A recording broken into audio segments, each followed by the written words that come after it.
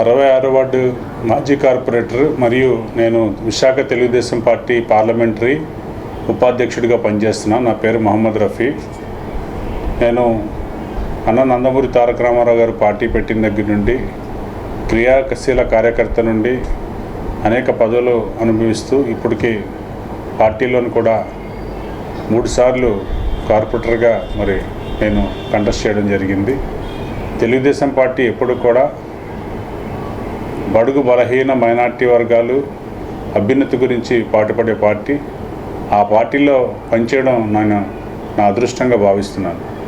ముఖ్యంగా ఈరోజు జాతీయ తెలుగుదేశం పార్టీ అధ్యక్షులు మన ఆంధ్ర రాష్ట్ర ముఖ్యమంత్రి వర్యులు నారా చంద్రబాబు నాయుడు గారు మాట నిలబెట్టుకున్న ముఖ్యమంత్రి. ఎందుకంటే వచ్చిన వెంటనే అవ్వ తాతలకు, అలాగే వికలాంగులకు, వితంతువులకు, ఒంటరి మహిళలకు పెన్షన్ పెంచుతానని చెప్పేసి 1000 రూపాయలు బకాయితో పాటు 3000 బకాయి ప్లస్ పెంచిన 1000 రూపాయలతో 4000 రూపాయలు, మొత్తం 7000 రూపాయలు పెన్షన్లు ఇచ్చిన ఘనత చంద్రబాబు నాయుడు గారిది. అలాగే వికలాంగులకి 6000 రూపాయలు ఇవ్వడం జరిగింది. అలాగే డయాలసిస్ పేషెంట్స్కి 10,000 రూపాయలు ఇవ్వడం జరిగింది. దాంతోపాటు ఈరోజు పేదవాడికి అన్నా క్యాంటీన్ అనేది చాలా ఇంపార్టెంట్. అటువంటి అన్నా క్యాంటీన్లను కూడా మళ్ళీ ఓపెన్ చేయించిన ఘనత తెలుగుదేశం పార్టీ జాతీయ అధ్యక్షులు నారా చంద్రబాబు నాయుడు గారు. ముఖ్యంగా గాజువాకలోని మన రాష్ట్ర తెలుగుదేశం పార్టీ అధ్యక్షులు గాజువాక శాసనసభ్యులైన పల్లా శ్రీనివాస్ గారి నాయకత్వంలో గతంలో కూడా తెలుగుదేశం పార్టీ హయాంలో అనేక సంక్షేమ కార్యక్రమాలు, అభివృద్ధి కార్యక్రమాలు ఈ గాజువాక ప్రాంతంలో జరిగాయి.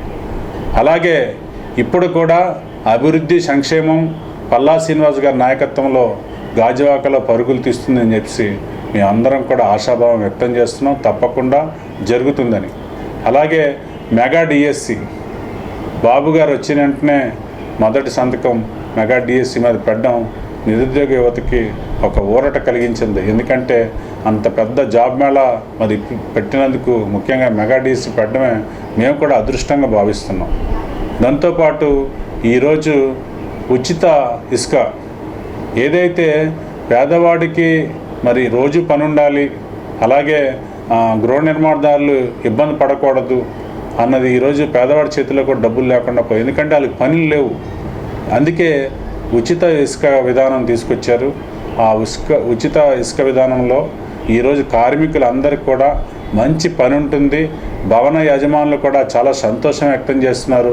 ఎందుకంటే గృహాలు కట్టుకోవాలనుకుంటే ఆ ఇసుకే చాలా డబ్బులు అయిపోయేవి. అయితే ఈ పెట్టిన విధానం వల్ల వాళ్ళందరికీ చాలా ఊరట ఉంటుందని చెప్పి నేను తెలియజేస్తున్నాను. దాంతోపాటు సూపర్ 6 పథకాలు పెట్టారు బాబు గారు. ఉమ్మడి ఏదైతే జనసేన నాయకులు పవన్ కళ్యాణ్ గారు అలాగే పవన్ కళ్యాణ్ గారు, దాంతోపాటు చంద్రబాబు నాయుడు గారు కలిసి ఈరోజు బీజేపీ కూటమితో ఉమ్మడి మేనిఫెస్టో ద్వారా ఏదైతే సూపర్ 6 కార్యక్రమాలకి రూపకల్పన చేశారో అవన్నీ తప్పకుండా విజయవంతం అవుతాయి. ఎందుకంటే మహిళలకి నెలకి 1500 రూపాయలు ఇస్తా అన్నారు. అలాగే ఏదైతే చదువుకున్న విద్యార్థులు ఉన్నారో వాళ్ళకి 15,000 ఏడాదికి ఇస్తా అన్నారు. దాంతోపాటు సిలిండర్లు ఇస్తా అన్నారు, బస్సు ఉచిత ప్రయాణం ఇస్తా అన్నారు, మంచినీటి సౌకర్యం కల్పిస్తా అన్నారు. అలాగే నిరుద్యోగ యువతకు కూడా ఉపాధి కల్పన సూపర్ 6లో ఉంది. కాబట్టి తప్పకుండా అవన్నీ కూడా అమలు జరుగుతాయి. వైసీపీ ప్రభుత్వం లాగా మాట తప్పడం, మడత తిప్పడం తెలుగుదేశం పార్టీలో లేదు. ఏదైతే మాట చెప్తారో మాట నిలబెట్టుకున్న పార్టీ తెలుగుదేశం పార్టీ. గతంలో మనం చూసాం, వైఎస్ఆర్ పార్టీ జగన్మోహన్ రెడ్డి ముఖ్యమంత్రిగా ఉన్నప్పుడు పెన్షన్లు పెంచుతారని చెప్పేసి 5 సంవత్సరాలకి 1000 రూపాయలు పెంచాడు ఆయన. అలాగే చాలామందికి ఏదైతే వీళ్ళు స్కాలర్షిప్లు పెట్టుకున్నారో ముఖ్యంగా వాళ్ళకి డబ్బులు రాలేదు. దాంతోపాటు అమ్మఒడి అన్నారు, అమ్మఒడి కూడా చాలామందికి రాలేదు. అలాగే నాసి రకం మద్యం అమ్మి ప్రజల ప్రాణాలతో చెలగాటమైన పార్టీ వైఎస్ఆర్ పార్టీ. ఇటువంటి పార్టీకి ఈరోజు ప్రజలందరూ కూడా బుద్ధి చెప్పారు, చమరగీతం పాడారు. ఎందుకంటే ఆయన చేసుకున్న అన్నీ కూడా ప్రజా సంక్షేమ కార్యక్రమాలన్నీ పక్కన పెట్టి ప్రజా వ్యతిరేక విధానాలకు వెళ్ళాడు వైఎస్ జగన్మోహన్ రెడ్డి. అందుకే ఈరోజు చిత్తుగా ఆ పార్టీ ఓడిపోయింది. మళ్ళీ తెలుగుదేశం పార్టీని ఆదరించారు ప్రజలందరూ కూడా. ఎందుకంటే మన ఆంధ్ర రాష్ట్ర భవిష్యత్తు, మన పిల్లల భవిష్యత్తు బాగుండాలంటే తెలుగుదేశం పార్టీ రావాలనే ప్రజలందరూ కోరుకున్నారు. కాబట్టి ఈరోజు అఖండ మెజారిటీతోని అందరూ గెలిచారు. దాంట్లో 95,235 మెజార్టీతో ఈరోజు పల్లా శ్రీనివాస్ గారు గాజువాకలోకి వెళ్ళడం మేము కూడా ఒక అదృష్టంగా భావిస్తున్నాం. మంచి శుభపరిణామం. ఓటర్లలో ఒక చైతన్యం వచ్చింది. ఈరోజు తెలుగుదేశం పార్టీ రావాలి, మన రాష్ట్రం కానీ, మన ప్రాంతం కానీ, మన పిల్లల భవిష్యత్తు కానీ అన్నీ బాగుండాలని చెప్పేసి ఈరోజు తెలుగుదేశం పార్టీకి జనసేన, బీజేపీ, తెలుగుదేశం ఉమ్మడిగా ఈరోజు ఇటు కూటమితోని ప్రభుత్వం ఏర్పాటు చేయడం జరిగింది. ముఖ్యంగా నేనైతే ముస్లింల గురించి గతంలో తెలుగుదేశం పార్టీ ఉన్నప్పుడు దుకాణం మకాన్ ఉండేది. దాంతోపాటు మైనార్టీలకి సెల్ఫ్ ఎంప్లాయ్మెంట్ స్కీమ్ ఉండేది. ఏదైతే రుణాలు పెట్టుకోవాలో ₹1,00,000 సబ్సిడీ, 2 లక్షల సబ్సిడీ లోన్స్ ఉండేవి. అవి కాకుండా మసీదుల నిర్మాణానికి ₹1,00,000 నుండి ₹1,00,00,000 ఇచ్చిన ఘనత తెలుగుదేశం పార్టీది. దాంతోపాటు ఏదైతే పేద విద్యార్థులు విదేశాలకు వెళ్ళి చదువుకుంటారో వాళ్ళకి 10 నుండి 15 లక్షల రూపాయలు ఇచ్చేవారు ఆ రోజు. అది కూడా తీశారు. వైఎస్ఆర్ పార్టీలోని ఎటువంటి అభివృద్ధి ముస్లింల సంక్షేమానికి జరగలేదు. మొత్తం ముస్లింలను పక్కన పెట్టి ఈరోజు వైఎస్ఆర్ పార్టీ వాళ్ళు మొత్తం దోచుకున్నారు తప్పించి ఎటువంటి సంక్షేమ కార్యక్రమాలు అభివృద్ధి చేయలేదు. ఇప్పుడు మళ్ళీ మన తెలుగుదేశం పార్టీ వచ్చింది కాబట్టి, మా ప్రభుత్వం వచ్చింది కాబట్టి ముస్లింల సంక్షేమానికి చంద్రబాబు నాయుడు గారు పెద్దపీట వేశారు.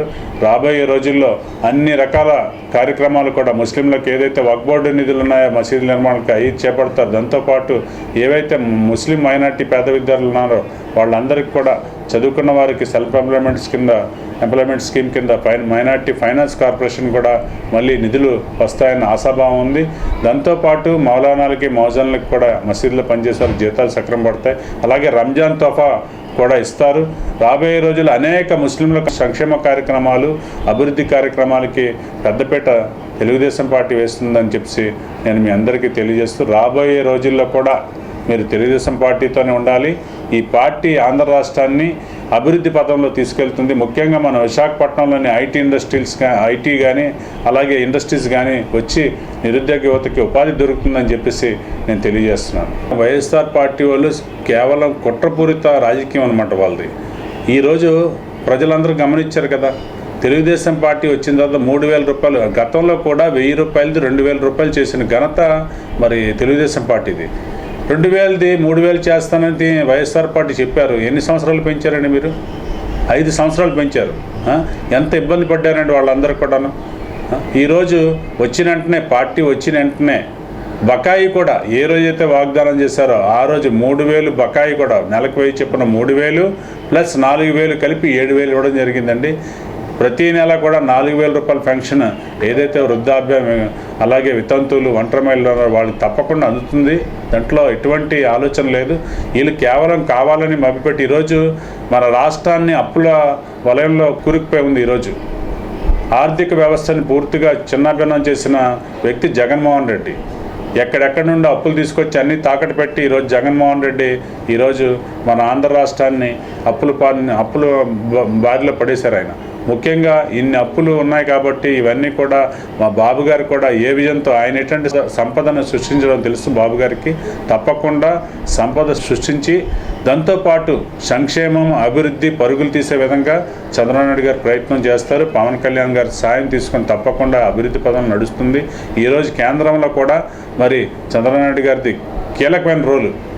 ఆయన కేంద్ర నిధులు కూడా తీసుకొచ్చి ఏదైతే ఏపీ అన్నది అమరావతి, పి అంటే పోలవరం అని ఉందో ఈ రెండు కూడా పూర్తిగా కంప్లీట్ చేయడానికి ఆయన సాయశక్తులా కృషి చేస్తూ ఆయన ఆయాంలో ఇవన్నీ కూడా ప్రాజెక్టులన్నీ కూడా పరుగులు తీస్తాయని చెప్పి నేను తెలియజేస్తున్నాను. నిర్మలా సీతారామన్ గారిని కూడా కలవడం జరిగింది. కాబట్టి బాబు గారు మంచి ఆలోచనతో ఉన్నారు. ఎందుకంటే పోలవరానికి కానీ అమరావతికి కానీ మన రాష్ట్ర అభివృద్ధి గురించి కావలసిన నిధులన్నీ కూడా సమకూర్చుకుంటారు. తప్పకుండా కేంద్రంలో నరేంద్ర మోడీ గారు మరి ప్రధానమంత్రిగా ఉన్నారు కాబట్టి ఆయన దాంట్లోని చంద్రబాబు నాయుడు గారు చాలా కీలకమైన రోలు ఉంది కాబట్టి తప్పకుండా మన రాష్ట్రానికి అనేక రకాలుగా నిధులు వస్తాయని చెప్పేసి మేమైతే ఆశాభావం వ్యక్తం చేస్తున్నాం.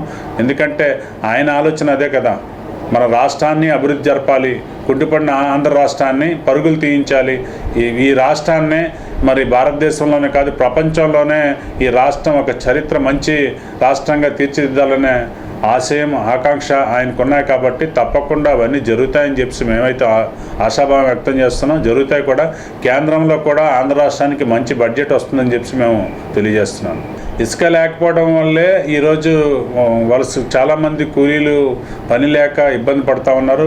వాళ్ళ వల్ల వాణిజ్య వ్యవస్థలు కూడా చాలా దెబ్బతిన్నాయి. ఎందుకంటే మనిషి దగ్గర డబ్బు ఉంటేనే కదా వాణిజ్యాలు జనరల్గా షాపులు కానీ షాప్ యజమానులకు మంచి ఆలోచన మరి బిజినెస్ మంచి దొరుకుతుంది. ఈరోజు అది లేవు. భవన నిర్మాణ కార్మికులు మరి ఉండడం వల్ల వాళ్ళకి చాలా రకాలుగా ఇబ్బందులు పడుతూ వాళ్ళ చేతిలో డబ్బులు లేకపోవడం వల్ల, అలాగే గృహం ఒక ఇల్లు కట్టాలనుకుంటే ఇల్లు కట్టకుండా యజమానులు కూడా చాలామంది వెనక్కి తగ్గడం జరిగింది. ఎందుకంటే ఇసుక కొనాలి, సిమెంట్, ఈ ఇసుక కొనడానికి డబ్బులన్నీ అయిపోయాయి, ఇంక ఇల్లు ఏం కడతారు?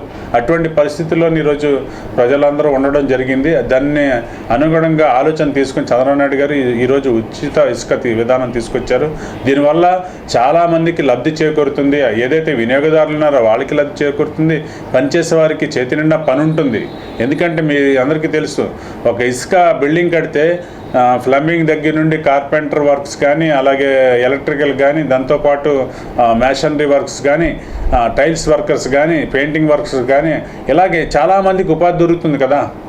కన్స్ట్రక్షన్ ఎక్కువ జరిగితే అందరికి ఉపాధి ఉంటుంది. ఉపాధి ఉంటే ఆ ప్రాంతంలో ఉన్న ఏవైతే వాణిజ్య సంస్థలు ఉన్నాయో వాళ్ళకి కూడా మంచి మరి వినియోగదారుల దగ్గర నుండి కొనుక్కోవడం జరుగుతుంది. వాళ్ళందరూ కూడా మంచి షాపులు మళ్ళీ రాబోయే రోజుల్లో బిజినెస్ బాగా పెరుగుతుంది. చాలామంది పెట్టుబడులు పెట్టడానికి కూడా వస్తారు ఈ ప్రాంతానికి. అలాగే కొన్ని సెక్టర్స్ కంపెనీస్ కూడా రావడానికి అవకాశం ఉంటుంది. ఎందుకంటే జనాల దగ్గర డబ్బులు లేకపోవడం, ప్రజల్ని కూడా చెదగొట్టారు వీళ్ళు. వైఎస్ఆర్ పార్టీలోని చేతిలోని ₹1 చిల్లుగా కూడా లేకుండా చేశారు పేదవాడి దగ్గర కూడాను. అటువంటి పరిస్థితి ఏర్పడింది కాబట్టి బాబు గారు మంచి నిర్ణయం తీసుకున్నారు. తెలుగుదేశం పార్టీ హయాంలోని అందరికీ న్యాయం జరుగుతుంది.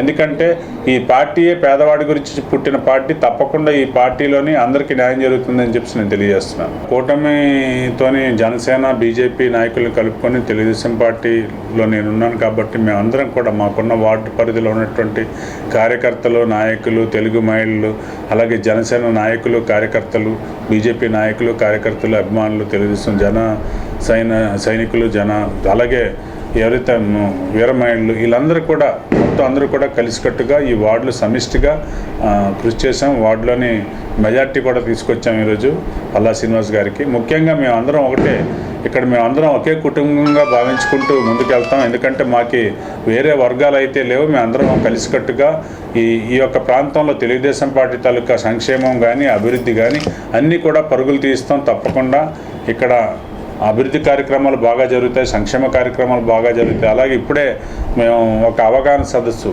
డైరీ మీద ఒక అవగాహన సదస్సు కూడా వెళ్ళి అక్కడ వాళ్ళకి కూడా చెప్పడం జరిగింది. ఏ ఉన్నా సరే మెడికల్ పరంగా కానీ, శానిటేషన్ కానీ, అలాగే లబ్ధిదారులకి రావాల్సిన రాయితీలు ఏవైతే ఉన్నాయో అవన్నీ పెట్టుకోవడానికి అవకాశం ఉంటుంది. కాబట్టి వాళ్ళకి ఎటువంటి సమస్య వచ్చినా ప్రజలకి నేరుగా మా ఫోన్ నెంబర్లు కూడా ఉన్నాయి, వాళ్ళు ఫోన్ చేసి చెప్తే మేము ఆ సమస్యను వెంటనే పరిష్కరిస్తాం. అది కూడా చెప్పడం జరిగింది. అలాగే ఈ యొక్క ప్రాంతంలోని గతంలో కూడా నేను చాలా కార్పొరేటర్గా చేస్తున్నాను కాబట్టి ప్రజలందరూ కూడా నాతో ఎప్పుడు కూడా మా కుటుంబ సభ్యులాగే మాతో కలిసి ఉంటున్నారు. వీళ్ళందరూ కూడా ప్రజలందరూ కూడా తప్పకుండా వాళ్ళ ఆశీస్సులు నాకు ఎప్పుడు ఉంటాయని చెప్పి నేను ఆశిస్తున్నాను. అలాగే వాళ్ళకి ఏ కష్టం వచ్చినా నేను ఎప్పుడు కూడా వారితో పాటే ఉంటాను. వాళ్ళకి ఎప్పుడు కూడా అర్ధరాత్రి ఫోన్ చేసినా సరే నేను తప్పకుండా వాళ్ళ సమస్య మీద నేను అటెండ్ అవుతానని చెప్పి తెలియజేస్తూ, అలాగే ఇక్కడున్న కమిటీలన్నీ కూడా ఏవైతే తెలుగుదేశం, జనసేన, బీజేపీ ఉన్నాయో మేమందరం కుటుంబంగా కలిసి రాబోయే రోజుల్లో మన వార్డు అభివృద్ధికి, అలాగే రేపు కార్పొరేట్ ఎలక్షన్ కూడా అందరు సహాయ సహకారాలు తీసుకొని ముందుకెళ్తామని చెప్పి తెలియజేస్తున్నాను.